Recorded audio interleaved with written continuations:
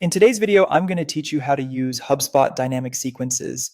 To get started, log into your HubSpot account and make sure you're on the main dashboard. Once you're inside, head to the top navigation and click on Automation. This is where HubSpot houses tools that help streamline follow-up and create more consistent outreach. From the Automation menu, select Workflows. This is the area where you'll build the foundation for your dynamic sequence setup. Once you're in workflows, begin creating the sequence. This is the point where you'll define the structure of how contacts move through your outreach process. Think of this sequence as a guided path that blends automation with timely sales action.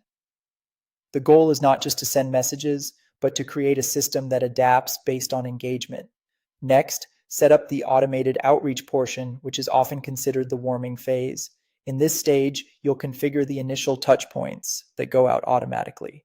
These early messages help introduce your brand, create familiarity, and start building interest before a sales rep steps in directly.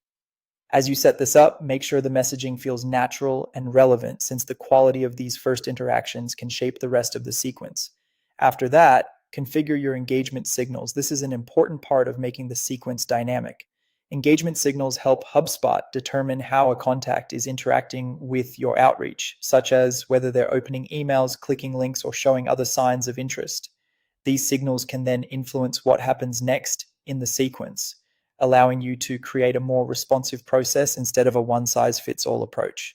Once those signals are in place, move on to the rep-led or manual steps. This is where human follow-up comes into the process.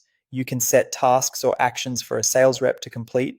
When a contact reaches a certain level of engagement, this keeps the outreach personal while still benefiting from automation in the earlier stages. A good tip here is to make sure the manual steps happen at the right moment, so reps are reaching out when interest is most likely to be highest.